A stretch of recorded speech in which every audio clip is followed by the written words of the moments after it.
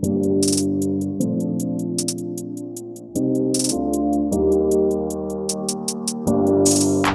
everyone and welcome on board IAC Vikram, the largest and the most complex warship India has ever built.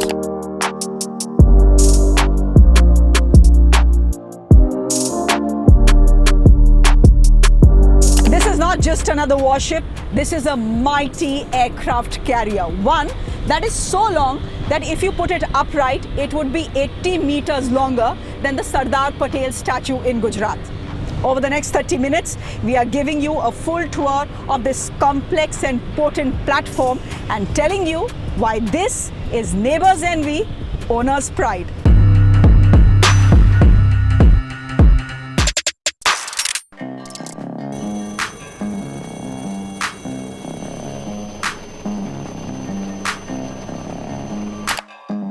At the flight command, the heart of any aircraft carrier, Commodore V. Harke and his crew are checking the brand new systems in place. This is where the complete flight operations are controlled from. Commodore Harke is the first commanding officer designate of Vikrant. Designate because the warship is yet to be commissioned. He says it's an honor and a privilege. It's a privilege for any officer of the Indian Navy to command a ship, and that to a carrier, and that to commissioning it is an exhilarating experience. IAC Vikrant is just back from sea trials. 4 days where the ship's systems were tested at sea for the very first time. A landmark moment for a project that has been in the works for 35 years. The go-ahead to build Vikrant had come in 2003, 4 years after the Kargil War. When the ship is commissioned in the Navy next year, the 75th year of India's independence, it will be a 45,000-ton visual push for Atmanirbhar Bharat. This is indigenous to begin with. It has all the components of being Make in India, Atmanirbhar Bharat. It's an epitome of it, wherein the majority of equipment, machinery and subsystems are from India. It has developed an ecosystem where we can able to manufacture and sustain a ship and not look over our shoulder to sustaining and repair and maintenance aspects of it. There are ships, there are warships, and then there is an aircraft carrier. As the name suggests, an aircraft carrier is a warship that carries fighter jets and helicopters that operate from its flight deck. A strategic asset that projects the nation's power beyond its own shores. In its rebirth, Vikrant is bigger, it is better, it's more complex. It essentially is a fast-moving, floating airfield. Take a look at this. It can carry up to 24 MiG-29 fighters, also 26 helicopters of various makes. But landing and taking off from here in the middle of the ocean is not a simple task. It requires another level of skill. Someone who knows that skill very well is someone we are meeting next. This is Commander Nambiar who is joining us, someone who's responsible for all things aviation on this big, large, huge ship which is India's pride. Tell me, sir, I've just told our viewers that it's very difficult to take off and land from here. Why is that?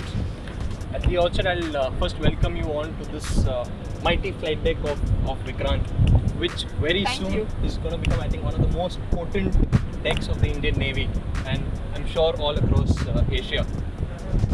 Ma'am, as you've actually seen, the biggest difference of flying off a carrier and off an airfield is, on an airfield you have the privilege of the airfield not moving. Static. It's static. But if you come to a ship, you have the ship moving in the forward direction, you have it rolling to the left and to the right, you have it pitching, and if the sea is kind enough, you will also have a corkscrew motion, which actually makes the ship go in a slightly circular motion. So combining all that and then managing to land with a lot of precision on a landing axis that is only about 190 meters requires a lot of skill. So any pilot cannot land or take off from here. No. You need to train for it. Absolutely, ma'am. You cannot just be a pilot and land on a carrier or for that matter on any ship in the Indian Navy. You have to be trained, you have to be skilled, and you have to have loads of experiences under your belt. Okay. And this is very interesting. The curvature. Yes. Is this curvature, is this how the landing deck of every aircraft carrier is designed? No, ma'am. Or This is something particular to Vikrant and Vikramaditya, wherein this area is called the ski jump. And if you actually see, ma'am, you've got two yellow lines that actually flow onto the flight deck. And these indicate the two takeoff axes that the MiG-29s would eventually take to carry out a launch from on board. One is the shorter takeoff, which is approximately just 144 meters, and the longer one, which is so-called longer, is 200 meters. Okay, and can two fighters take off? Yes. So if you've got two landing axes, you can actually position aircraft, one on the forward. Okay, from where? From one on the forward takeoff axis, Okay, and that's the it. second on the aft takeoff axis. Okay. So you can actually launch the first one from the forward, and simultaneously you can launch the second one from the aft takeoff axis. So you actually can have two fighters operating at the same time. Commander Rohit Nambiar, a Kamov helicopter pilot, has the rare distinction of being part of the commissioning crew of two aircraft carriers. First, INS Vikramaditya, and now Vikrant. India has operated aircraft carriers for a long time now, since 1961. But all have been second-hand imports. INS Vikrant and INS Virat came from England, and INS Vikramaditya from Russia. That reliance on foreign technologies and shipbuilders has ended with the Vikrant. India is now in the elite club of 6 nations that have the capability and capacity to design and construct an aircraft carrier. One of its most dramatic features is this lift that carries the aircraft from the hangar to the flight deck, which is 3 decks below. Vikrant has been constructed at the Cochin shipyard under the watchful eye of the Southern Naval Command. The Flag Officer Commander-in-Chief here is Vice Admiral Anil Chawla, someone who's commanded the now decommissioned INS Virat. He explains to us why Vikrant will be India's flag bearer in the waters of the world. It's a very potent symbol of our industrial capability, of our professionalism in terms of design capability and the overall ecosystem of warship building in a country. So apart from the strategic symbolism that goes with having it, apart from its multifarious utility in war and in peacetime roles, I think overall it's a very potent symbol. Just the sight of a magnificent, such a sleek aircraft carrier at sea with a deck filled with aircraft, sends a message that this is a big country and one that is not to be messed with. An aircraft carrier in the seas is a sight to behold as it cruises with its armada. Fighter aircraft, helicopters, tankers, warships. This is the big boy of all navies. A floating, self-contained combat unit. A country's bouncer at sea, if you will. And it is expensive. Aircraft carriers, by their very nature, are expensive. Though Vikrant is 76% made in India, it still carries a price tag of 23,000 crore rupees. So this is a strategic asset. It carries strategic assets on board as well, and that makes it vulnerable. So how does the Indian Navy protect it from enemy threats? Even a single soldier needs the backup of another team behind him. So any weapon system, any platform that goes out to fight in combat requires support. The aircraft carrier is no exception. But the fact is that it also protects much more than what is required for its own protection. So this is a truism for any weapon system, and the aircraft carrier will require its own integral area of ships and aircraft for its own protection. But beyond that, it has much greater punch and reach to cause more harm to the enemies at much greater ranges than it would be possible without an aircraft carrier. Let's now step inside IAC Vikrant. The spit and polish is still underway. Of the 2,300 compartments, some are yet to be completed. Once ready, it can accommodate up to 1,700 sailors and officers, including women. In the works, a bakery and a gym on board. We are now headed to the power center of the ship, called the main switchboard in Navy parlance. Commander Vineet Kumar is the electrical officer on board the ship and commands a team of 200. This is a substation that powers every electrical appliance in the ship and maintains it. The ship carries 6,000 tons of diesel that can power the ship for 18 days. Every day, it produces 24 megawatt of electricity that is enough to power half of Kochi. The place where we are standing right now is where we receive the power from the generators. If you talk in civil parlance, this is nothing but a power station. And in the naval parlance, it's called the main switchboard. So this is where we receive the power. If you look around, this entire main switchboard is made indigenously by L&T. Further, if you look around, keeping with the Government of India's initiative, the Ujala initiative, we have LED lights installed throughout the ship. Now with these LED lights, not only it increases the luminosity, it has higher reliability and it reduces the overall life cycle maintenance cost of the ship as well. A ship is a steel box. It generates heat inside and absorbs heat from outside. The air conditioning is on throughout when the ship sails. This is really not the place where you can be mindful of your energy consumption. But we try, says Commander Kumar. We don't mind having, lighting up the operational requirements for the operational requirements. However, if you talk about the cabins where we live in, we definitely, when we move out, we never forget to switch off the lights. In case you're wondering why we are constantly wearing this helmet, is because the ship, some parts of it at least, are still under construction. So this is a safety measure. In fact, this is a protocol. Everyone who gets on board a ship needs to wear this helmet. We are now headed to what is called the ship control room. This is where every piece of machinery which is on board the ship is controlled. This is also, just by the way, the place from where the ship is accelerated.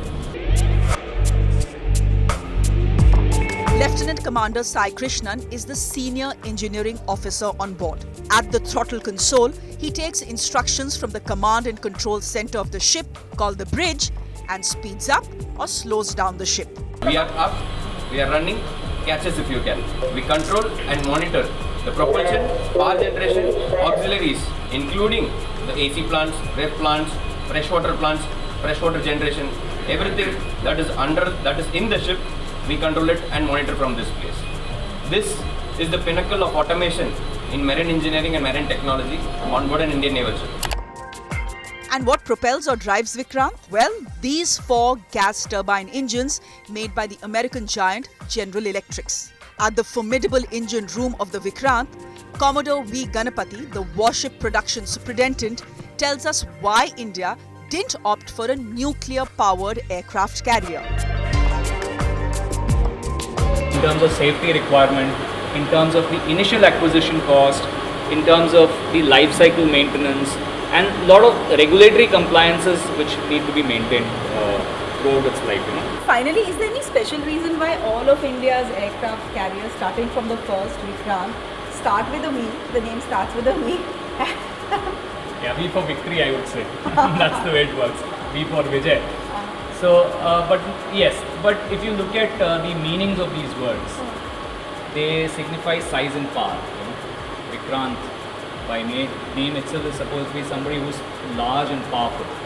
And same goes with Virat and Vikramaditya, we all know. So, there is a thread which is there, V, Vijay, and also in terms of the size and strength.